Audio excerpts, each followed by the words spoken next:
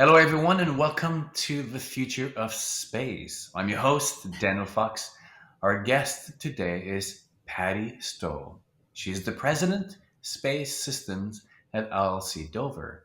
The company has been making spacesuits for NASA since Apollo. So, Patty, welcome to the future of space. Thank you for having me, Daniel. I appreciate it. So, where are you right now? You're in Houston, I believe, correct? We're in Houston, Texas. We are right across the street from Johnson Space Center, a really good location for us since most of our astronaut corps is across the street. So if we have any suit issues, we can be there as quickly as possible. So we really like to be co-located with NASA. You've been there for quite some time, you yourself, or? I have been in Houston all of my career. Once I got out of the Marine Corps, I started with Lockheed and then ILC Dover quickly after that. So I've been here for my entire corporate career. How has been the mood in Houston in the last, I would say, 2, 3 years with this kind of excitement building up in the space, where space used to be on the fringes, now it's really at the center of our daily lives. There must be some kind of excitement going on in Houston on a daily basis.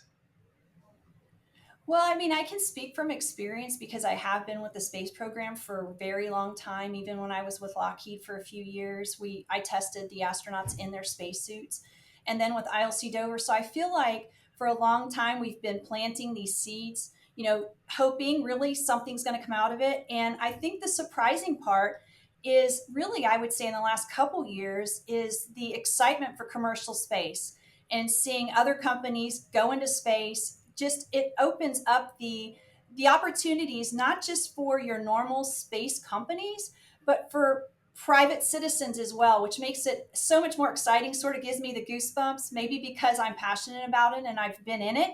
So it's really exciting for me. I think where I am in my career, as the president of this division, and I've worked my way through the ranks. So I have been, my first project as a project engineer was certifying a sports bra for the women, female astronauts to wear in the spacesuit. So I started with, a project like that. And now, kind of seeing that progression of that contract, which we're still a part of, we build the spacesuits for NASA. It's a very exciting time. I see a lot of folks coming into the Houston area and a lot of the space companies coming into the Houston area as well into the spaceport. So it's very, very exciting. Now, before we get back into the work that you're doing at ILC Dover and I mean, now you just said that um, developing bras for female astronauts, but obviously we don't think about, these little things that we take for granted. And I know that Dan was saying that like gloves are custom made for each astronaut. So I assume that it is the same for the bra for female, or maybe not, but we'll come back for that. I want to know Okay. from you, what is 3 words that capture or represent space for you? Yeah, for me, the first one is breathtaking. And I was sort of going between awe inspiring and breathtaking. Now, clearly, I have never been to space, but what I have appreciated about those that have had like the honor and privilege of going into space, for example, Nicole Stott, who you've interviewed, and her new book, Back to Earth, is that, they go to space and they're able to either write books, take pictures, create art. Here's a little piece, a pendant, she gifted me with from, the looking at Earth, from space, and then they bring a little bit back. And in those you get to dream, and it is very breathtaking. Any chance you get to see Earth from that perspective, every single photo, and there's so many out there. And so I do appreciate people who have the privilege to go there to come back and bring that. And I think, if you listen to Nicole Stott talk about, humans being earthlings on spaceship Earth, it really puts it into perspective, especially, now in the time that we are. There's a lot of with war happening, sort of internationally overseas. It just, it makes you remember that we're all humans, right? And we're all in this together. So for me, first, it's just that it's just breathtaking. And when I used to support the spacesuit, the EVAs that we would do, and I would be in the back room, you would see an astronaut who was just going out of the International Space Station, out of the airlock for the very first time, and their little heart rate would just spike, right? And you could see veteran astronauts who had been out a few times. It was just like another day, another walk in the park. So clearly there's that factor of, oh my gosh, really realizing where you are, even though you know you're safe and your little heart rate starts to go up. So it's just really breathtaking. And I think taking that all in, even from Earth, never being in space, is just, it's something that, like I said, gives you the goosebumps.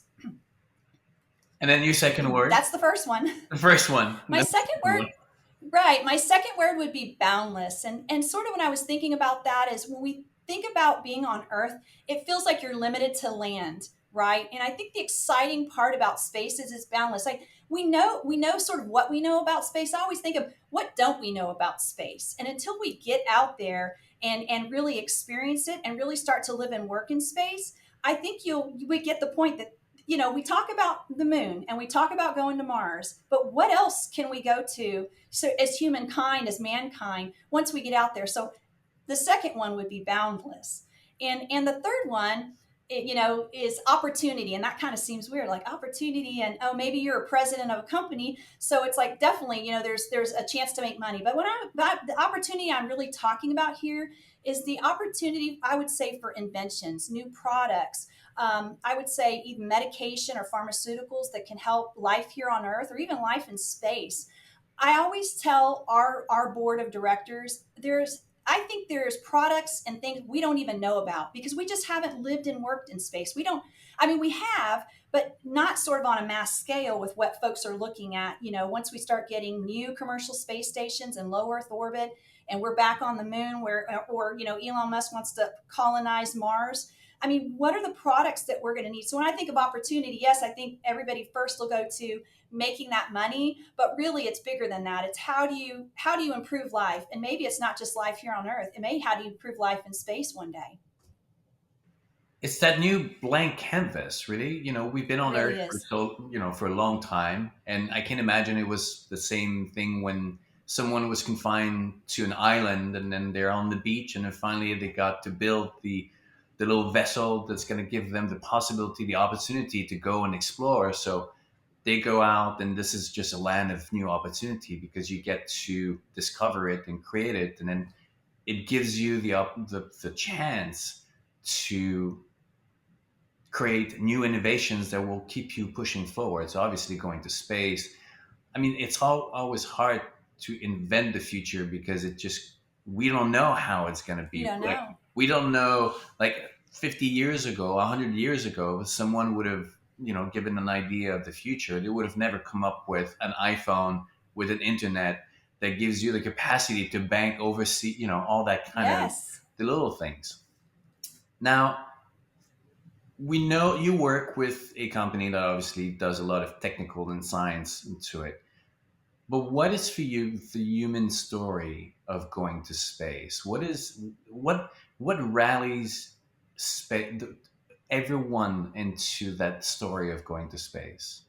Yeah, and when I think about that, I think about even I've got twins, 16-year-old twins who are going through modern ancient history and modern history and U.S. history, and when I think about all that, it's just this human desire to explore, right?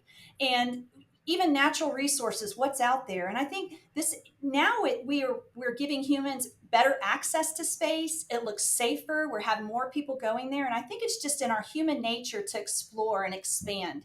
And I think since space is so it's becoming more real now. Like, okay, really, I can go there. Even with you look at Virgin Galactic and Blue Origin taking people to space, and it's like, okay, I can go there, and it's really like as far as like there's no age limit, right? You've got William Shatner going to space, you've got young people going to space, so it's this whole equal opportunity to go to space and just wanting to go and explore. So I think that's really the biggest part of it. When I did a little research on what's the ticket to go to space, well, what's Blue Origin or Virgin Galactic, and I think it was maybe, is it like 350 thousand to half a million. I had read that in 2030 it could be only $3,000 to go to space. So do I want to go to space at a half a million? No. But do I want to go to space at 3,000? Yeah, I might do that for my birthday or for Christmas.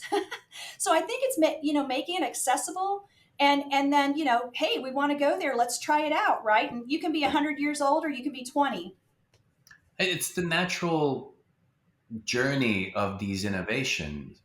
Cars, when they came out, it was just, the rich and famous of Fifth Avenues who would, when everybody was Right. on horses, they would come with the little 4T, because it was not everybody could afford it. Same thing with cell phones, same thing with so many. Mhm. I mean, even credit. People don't realize that credit, where we have these credit cards, the access to capital Yep. before was only reserved to the people who actually had capital. But at one point, that innovation kind of became more accessible, and now everybody goes around with a credit card and can do so much more. So Yeah. it will be the same going to space. Obviously, at the beginning, it's only the big governments. The process is usually big governments, big entities. Then Right. there's a certain the big people who have the funds, and then it continues, and then you reach this mass marketplace where suddenly, and obviously the rockets landing upright was a big turning point for this. And more and more the technology, the computers, is the same thing. The chips getting smaller. Mhm. Now, Yes. talking about technology, I haven't forgotten what you'd said earlier. I want to go back to that. You experienced space from a woman's perspective, then you were also connected with that reality, and you were designing bras for female astronaut. Is it the same? Like, does it need to be customized? Like, how different the technology needs to be approached for when you go to space? Yeah, and so really what we certified was just an off the shelf sports bra, right? And so small, medium, large, extra large. But the main thing that you're concerned about with introducing something new in a spacesuit is how is it going to react to the pure O2 environment, right? So we look at the materials and we ensure that everything that's going in there is O2 compatible. And that was the main thing. But yes, it was a huge surprise because I know women, they're wearing bras up in space, but those bras aren't certified. So it's really something that you have to look at. Now, of course, we give them an option. Are they using it in space? I hope so, right? But and every woman likes their sports bra. It was the same thing with with jock straps. I mean, they certified a jock strap for men, so it's like, okay, well, the women need sort of the sports bra for the same reason the men do, but it did take a long time. It was like even hair ties. If you want to put your hair in a ponytail, that has to be certified too. An engineer actually took it through a certification process. So yes, you're not doing a custom because, hey, the small, medium, and large, extra large, let's just find something that works as sports bra. And then maybe if you have a special sports bra you like, then we can look at that as well. But yeah, from that standpoint, we definitely try to use what's off the shelf. Now, there's some things that do have to be customized, and you had mentioned the gloves. And we don't do a special glove for every single crew member. We have right now about 65 to 69 sizes of gloves. But every year, about we do maybe two custom gloves, depending on if we can't get a crew member in a right size. But there's a whole chart on it, and we try to fit them in the sizes we have. But NASA does allow for about two custom gloves a year. You mentioned the reaction to oxygen, pure O2.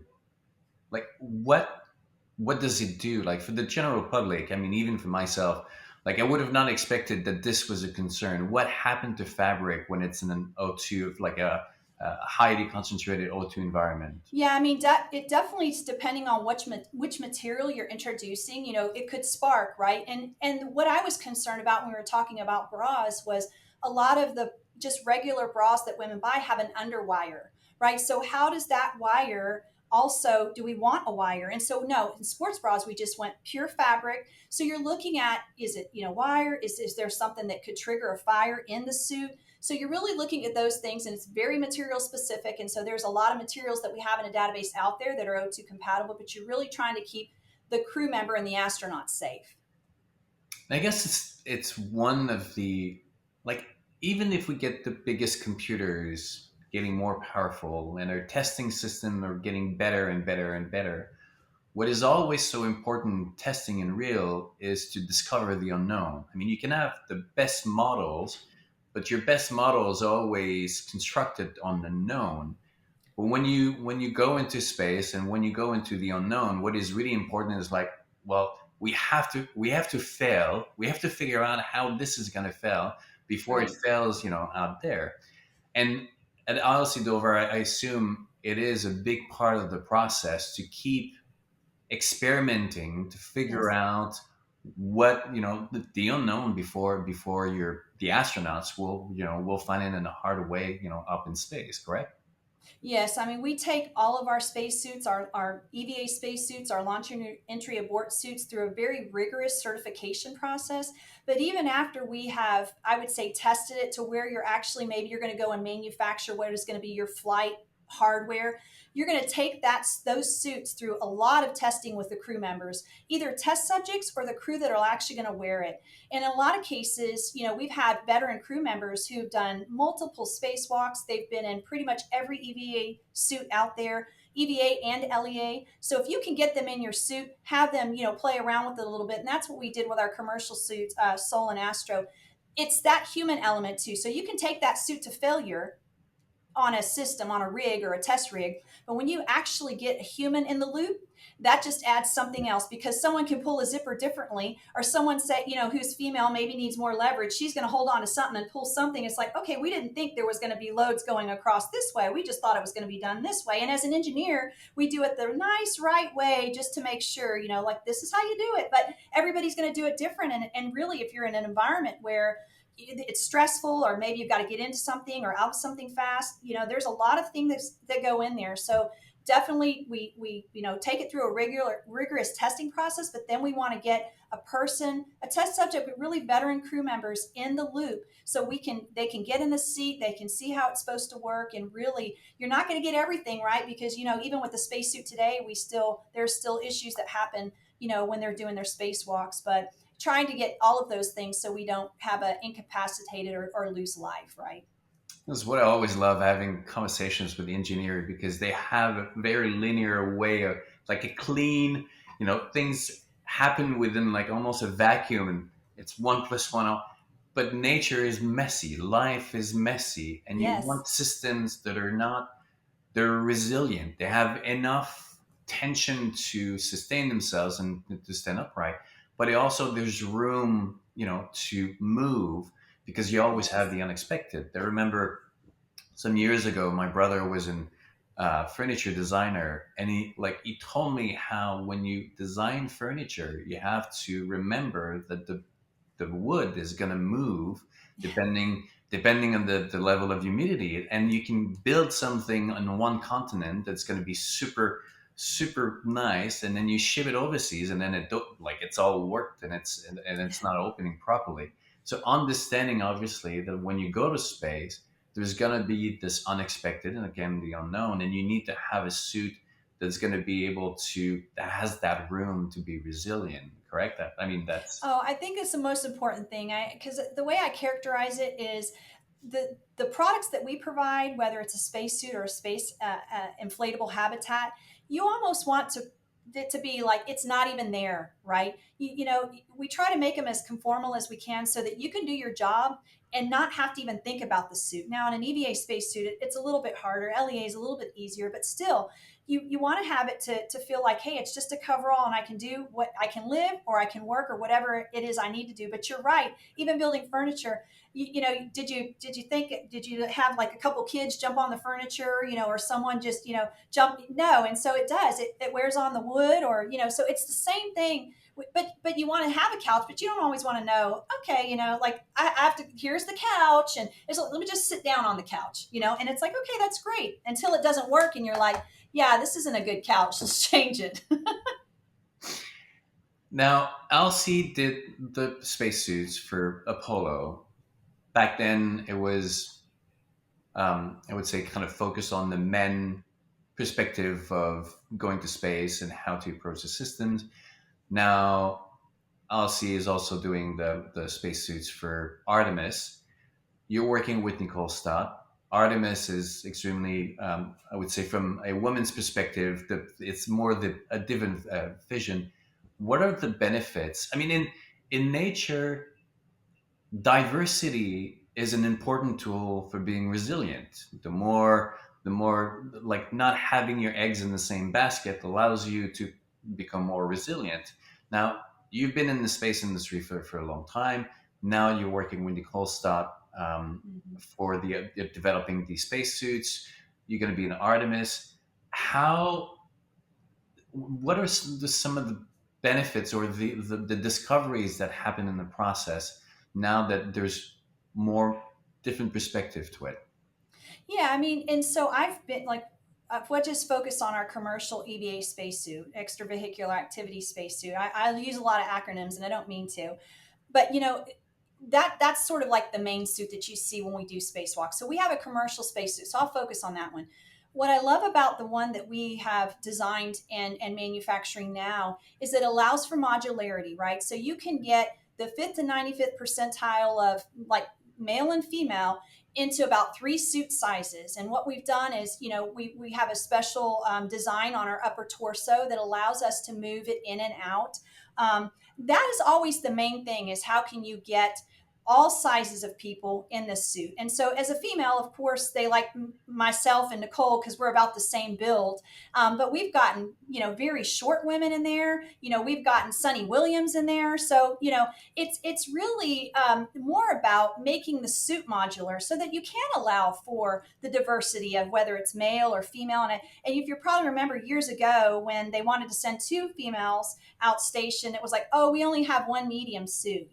So that wasn't very good. But what we've done with our Astro suit is it allows you, okay, so you want to send two medium people out the door, male or female. Well, you can adjust those, and we've done it to make it adjustable without any tools. So it's how do you make it easier to adjust, and how do you make it modular for more people? Because as we go into space, it costs a lot of money to take hardware into space. And so if you can reduce that cost by allowing more people to fit in, say, a certain number of suits that you have, it really just opens it up for everyone. And that's what's sort of the nice thing about our EVA spacesuit, is that it's modular and it can fit men and women. And you could adjust it on orbit, not say, I just have a medium or I just have a large. It's, I have a suit, I can make it medium to extra large. And in part of the for some of the people who don't know, when you go as a pilot, part of the the essential reality that you don't see is the pressure. The pilot have their suit that can compensate for the amount of G's and the pressure. When you go to space, what is some of the unseen that we don't know that is really necessary for an astronaut to survive in outer space, or an environment, with zero gravity? Okay, good question. I mean, I know how we design them, right? So of course Nicole Stott and the other ones, Scott Parent-Zinsky, have been there. But I always think of, like, of course you have to breathe, and you have to have water. You have to be able to go to the bathroom. Those types of things. I think what we say, how can they survive or exist or do the work? I think that's the main thing, is providing them everything that they need, or everything that they need to do, and not really the spacesuit be the focal point. I think if you're having to worry about the spacesuit, the mission sort of gets compromised in a sense because you're having to worry about the suit. But definitely the main thing that you have to think about too is the sizing. Yes, they need to breathe. Yes, they need to drink. Yes, but the sizing as well, because you are fighting that pressure. And I don't know if you've ever been in a spacesuit. And Daniel, if you come to Houston, we can put you in one. But it's hard to sort of move in there. So there's a lot of fit checks that go on the ground as much as we can and size the gloves properly so that when they're in there, they're able to work. So it is a lot of, how do you survive, but also how do you work? I mean, that's the reason why you're there. And if you can't do those things, then it gets complicated, right? And then you can't really focus on the mission. Do you is there now the technology to add the exoskeleton to a suit where moving forward there's going to be this combination of assisted power that can facilitate some of the movement, but it becomes integrated within the suit? I want to say yes, and of course I'll have to leave the answer to our fellow of the company, Dave Graziosi. I mean, like I said, he's been doing this for over 30 years. But yes, I mean, we try to use everything that we can, cutting edge. We see what's out there, and actually having commercial suits, we've been able to do that more for a very long time. The products that we built were for NASA, so when NASA prescribes a spacesuit, you have to build to their requirements. So we took all those years of experience and said, okay, what's the cutting edge technology that's out there to help us design better? And with our commercial approach and our investment that the company has made, we've been able to incorporate those things. And so we know, okay, here's what NASA wants, here's what commercial industry sort of wants. And so we're able to bring those together and, yes, use cutting edge technology that helps us design suits better. And now you've been, I mean, ILC Dover been working with NASA for a long time, but now you get corporate, more commercial clients. That must be exciting to kind of have this field opening up and having a different stories and different needs. And because also from your perspective, this added um, clients also kind of elevates and makes the company evolve and discover things that they didn't think before. Yeah, I agree. I mean, that's been, I would say, the greatest thing that come out of the commercial is that, now customers come to you and say, okay, I just want to go out and maybe just look at space a little bit, or maybe I do need to do some maintenance on our commercial, station. But we're able to, at that point, give them a solution and not over engineer the solution. Because in the government's case, they want to make sure that two and three, four failures are covered, right? I mean, they want to bring their people home alive, and we want them to come. But sometimes it's like, okay, we don't need like the four and fifth, accident. We got it at one or two. So we are able to bring in all the experience that we have and actually give a solution that may even be more cost efficient to get the job done, right? So, not giving you the Mercedes when all you need is the little pickup truck. Some people, a lot of people just want that old beat truck that comes Yes, that gets them from point A to point B, right? exactly. Are you allowed to share with us beyond NASA who else you work with?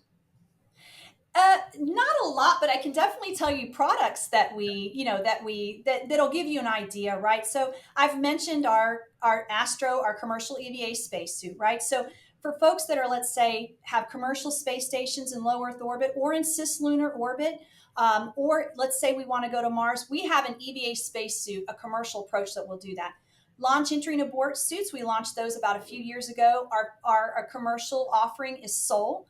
So anybody who has a spacecraft, so I'll say that, who wants to go to space can use our spacesuits. And so I'll say we're talking to a couple of provide, I would say, end users for that suit. And obviously, I think well aware of what NASA is wanting to do with exploration spacesuits. So anything that is spacesuit related, whether it's extravehicular or launch, entry, and abort, we're going after that. And of course, today we are the manufacturer of NASA's current spacesuit that they've been using for over 40 years, and definitely want to do upgrades on that. And the other thing we hadn't mentioned, but is very, very exciting too, is our space inflatable habitats.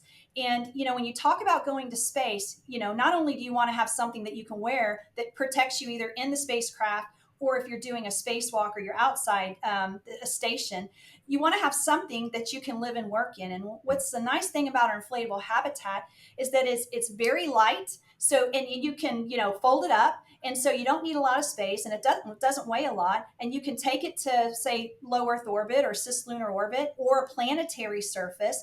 You inflate that. And in one case, it can give you, say, three levels, like three floors of working space. Some of them are like 27 by 27 feet. I mean, so it's just, that is very exciting. I've been in one of them that we've manufactured that's been pressurized and had a whole meeting in it. And I just felt like I was in a building. And if you can imagine those on, four or five of those on a commercial space station, it just gives you a lot of room.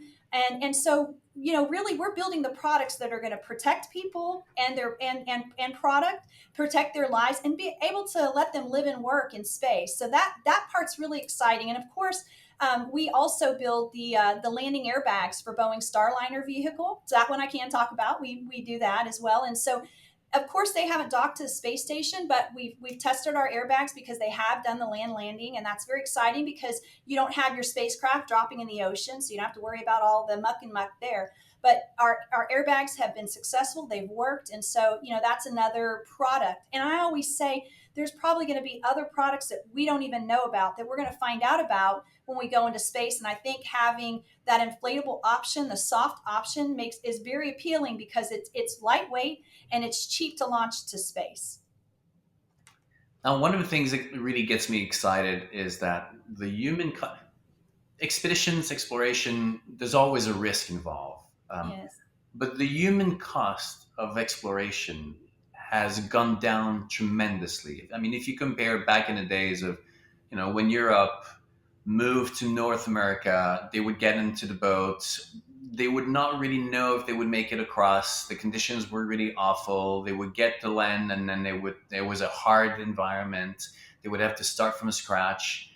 But now we can send a lot of robots. We can experiment before.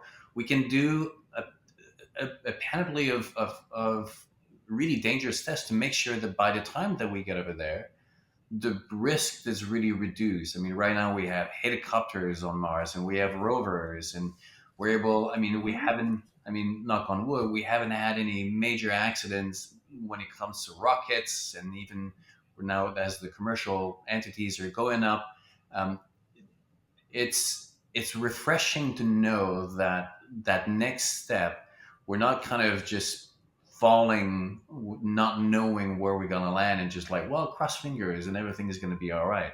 So these habitats, Right. these all these, even the spacesuit, um, kind of is like going, I'm a solo wilderness explorer. It's going out, and then now you have your GPS. You don't have to worry too much. This is not your main focus. You can focus more on discovering, learning, Yes. as opposed to the essential.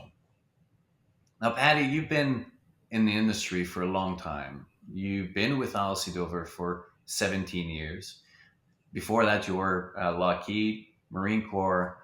You've seen a quite of a great transition of within the on the work market, the presence of women and their influence.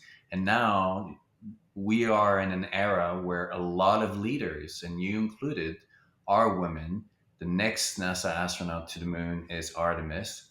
um, it must be quite exciting having your children and telling them of the accomplishment and the possibilities that are offered now to young women and women in general.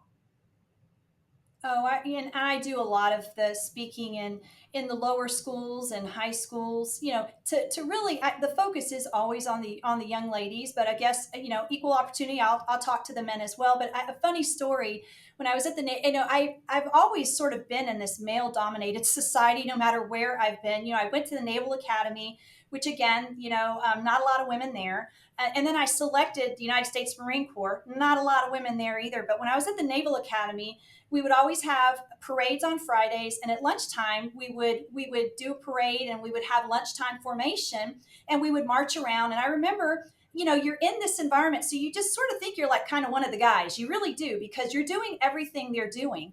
And I remember I was marching with my platoon, and I heard this little girl say, "Look, mom, it's a girl one." And it just sort of was like, oh my gosh, like these little girls are looking at you and saying, hey, there's a girl one, and I identify with that. And of course, women just as capable, just as intelligent, and I definitely think diversity, and I try to do it here as well, whether it's racially or gender wise or whatever it is, because it really just makes you better, right? So it doesn't mean you have to. A lot of people are like, well, I don't like this. It doesn't. The liking doesn't matter. We're just working together as a team. And yes, it is very exciting. And I do a lot of the speaking, like I said, to some of the math clubs that are like Girls for Math, and to get their little thank you cards. Like, now I know I could do it too. And it's like, yes, you really can do it, and we want you to do it. And it just makes it more exciting for everyone, right? And I think that's where we are, as a world now, that we know that we're just as capable. But it does bring a lot of joy to be able to talk to the young ladies, because they are, the whole world is ahead of them. And I never had anyone when I was a young girl, kind of telling me, hey, you should be an engineer. You should. My father was in the Marine Corps, so of course he ran the home kind of like the Marine Corps. And I think that's why I sort of got passionate about it. And I was athletic, and I thought, I think I can do that, because I had planned to sort of enlist in the Marine Corps until my father came and told me, hey, I heard of this place where you can start at the bottom of the top instead of the bottom of the bottom as an officer. And I'm like, okay, I'll try that too. So I've always have been, and even in corporate America, I would say it's still male dominated. And we're getting a new CHRO soon who's a female. And I was kind of like that little girl, hey, look, it's a girl one, because I've been in this, at least with the executive team for a pretty long time. And so now we have a second female on our staff. So it's always exciting, I think, even if you're the young girl till when you're an adult. Because now I have to race someone else to the female bathroom. How important? Nicole was telling me about how, obviously her father was a pilot, but her mom was extremely supportive. Her mom never stopped her from saying, no, you can't do it. This is like, she had to kind of hold on to her fears. And because obviously her husband had had an accident and she saw her daughter going the same way. How important is the support for the family? I mean, for you, you really went into these places where you were a maverick, you were breaking the mold. And Yeah. I guess at the family, at your home, did you have the support from your father and from your mother? Yeah, I mean that is where I'm like completely blessed. I mean, no one ever told me. Like I said, I had never no one ever told me you should be an engineer, you should go in the Marine Corps, you should do these things. But I never had anyone tell me I couldn't do it. And that was important. Now, my mother, she was born in Mexico in Morelia, Michoacan, and then when she was 5 years old, she came to the States with her mother. So there was always adversity there, even coming over to the United States. And my father, he was in the Marine Corps, then went into the road construction, and so that they have always been, yes, you can do it. And I don't know where they got that from. Maybe my mother got that from, the hardships of coming from Mexico, and then she didn't finish her schooling at sixth grade. She got out and stayed at home. And my mom's always been a hard worker. The same for my father. So I definitely get the work ethic from them, but the support is, that's invaluable. I think you have to have the support. Just tell the children you can do it, even if as little you see, okay, we're not doing well in math or we're not doing well in science. It doesn't matter. I'm like, just encourage them and then let them make that decision. My kids, they're 16, and I've told them from the day they were born, you're going to be an engineer. Now, are they both going to be engineers? That's what they say right now. But Yeah. at six, when they get to college, they may say, no, mom, now I want to go and do this or do that. But I've instilled a dream in them, right? And given them like, you can do it. And they're not both running the same race. Some are ahead in school, maybe some are on the normal track. It is okay that everybody is on their track and doing what they need to do, but the support, it's just the encouragement.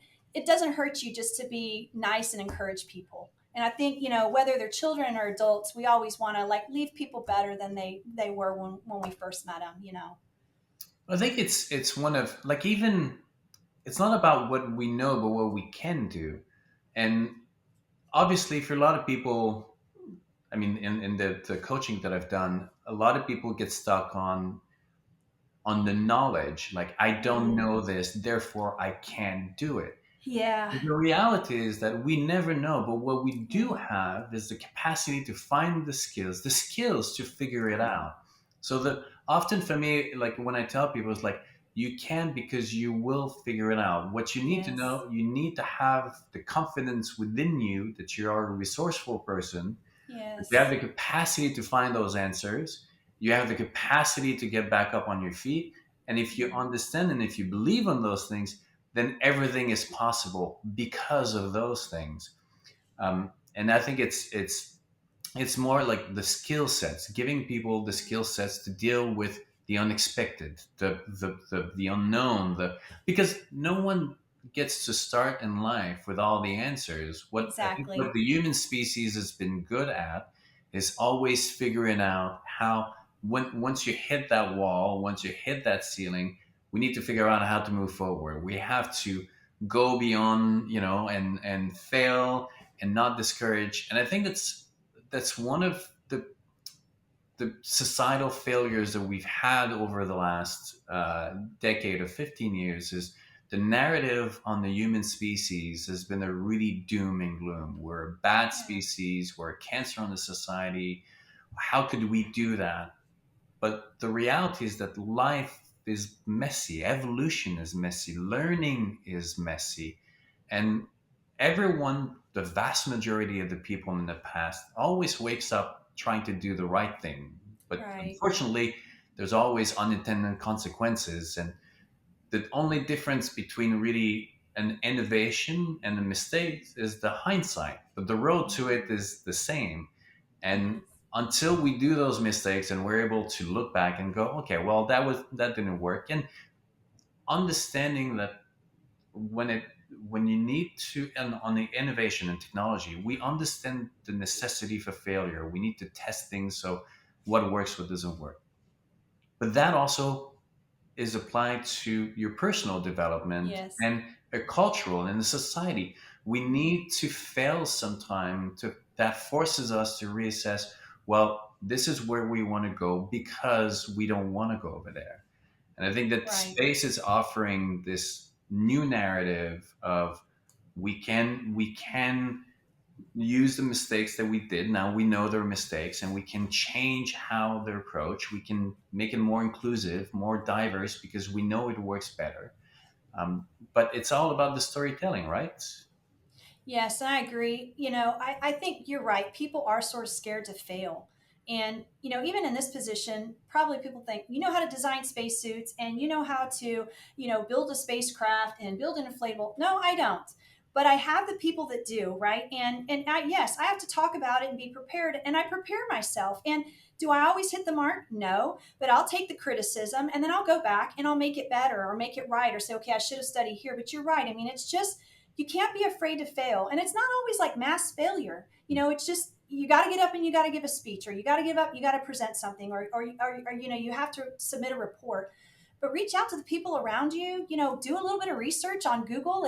I mean, I use Google all the time. It's a good, go and search. But you're right. You have to be okay. You're not going to have all the answers. And if you don't, like what we learned in the Marine Corps was, I'll find out, sir. Yep. You can always go find out. And so you're right. And I wish more people would take that leap of faith. I kind of heard, I think I read something that 75% of the people who public speak are scared to public Yep. speak. 75%. And that's really a lot of my job. And, I just try to be prepared. And once I get started and I feel comfortable, but some people don't even try because they're scared. And it's like, but you could do it. And it's the same thing with, I always force my kids to do things. They're like, oh, mom, please. Like, they're in this musical now. And it's like, I made them do it. But, it's like, I want you to try different things. And you'll never know until you try it. And I don't want them to go out in the world and be adults and be scared to try something. Go try. It's always the Yes. fear of the unknown that paralyzes people. And then once you see, you do it, and then you go, oh, Yeah. well, that wasn't that bad. Okay, I can do it. And then you get this little like power boost and self-esteem, and Yes. then slowly and gradually you build that confidence. And Yes. it's always also important not to become too arrogant. Say, oh my god, then that is, I think it's also the like life is not meant to be perfect and fair, because it keeps us on our toes. If it was too Yes. easy to figure out the equation that took care of everything, then we would become super arrogant, and life would become really, I don't think, of the best of what we can do. But that uncertainty and that risk, of not having everything in control, always makes Yes. us, where the humility and the empathy comes from. Now, for anyone who's listening and wants to get into the spacesuit business or wants to learn more about ILC Dover, I guess they go on the website, the career. There's a lot of information. ILC Dover is not just space. There's Right. technology. There's a bunch of components to it. So, what would you say to people that wants to learn more about your company and your choice of career? Right. And so, like you said, you can, of course, go to our website, ilcdover.com, and look at careers. But, I think what you have to remember about space suits or space inflatables, I mean, when we hire, we typically, majority will take like green, you don't know anything, right out of college. And that's what I always tell, at least my hiring managers, because no one educates themselves or goes to school to be, you can go and maybe learn a little bit about spacesuits, but you're not coming out and graduating a spacesuit designer.